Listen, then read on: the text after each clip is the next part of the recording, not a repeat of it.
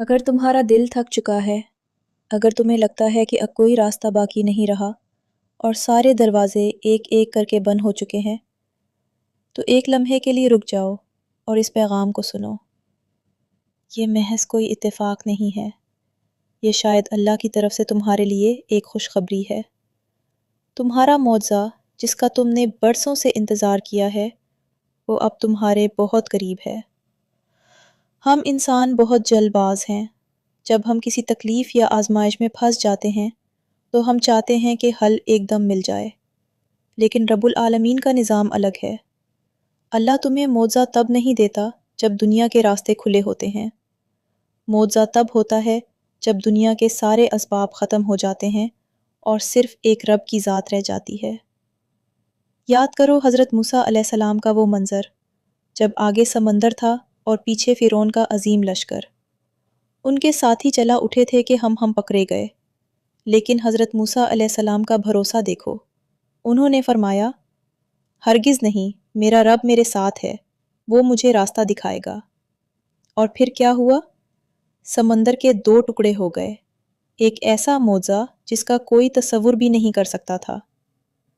آج تم بھی شاید کسی ایسے ہی سمندر کے سامنے کھڑے ہو، ایک طرف تمہارے غم ہیں اور دوسری طرف دنیا کے طعنے اور خاموشی، لیکن سنو، اللہ نے تمہاری ہر آہ کو سنا ہے۔ تم نے رات کے اندھیرے میں روتے ہوئے جو ہاتھ اٹھائے، جو آنسو تم نے بہائے، اللہ نے انہیں محفوظ رکھا ہے۔ آزمائش جتنی سخت ہوتی ہے، معجزہ اتنا ہی بڑا ہوتا ہے۔ جب رات سب سے زیادہ تاریک اور اندھیری ہوتی ہے تو سمجھ لو کہ صبح کا نور بالکل قریب ہے۔ تمہارا وہ کام جو سالوں سے رکا ہوا تھا، تمہاری وہ تکلیف جس کا کوئی علاج نہیں مل رہا تھا، اللہ اسے پورا کرنے والا ہے۔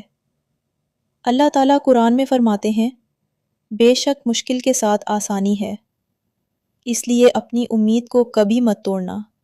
اپنے دل پر ہاتھ رکھو اور مسکراؤ، کیونکہ وہ کن کا مالک ہے، اس کے ایک اشارے سے تقدیریں بدل جاتی ہیں۔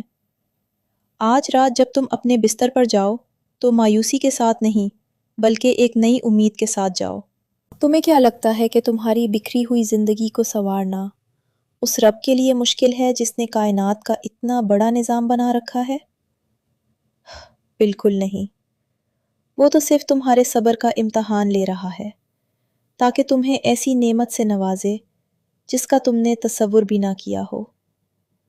انسانوں کے آگے ہاتھ پھیلانا چھوڑ دو، کیونکہ لوگ صرف سن سکتے ہیں، سنوار نہیں سکتے۔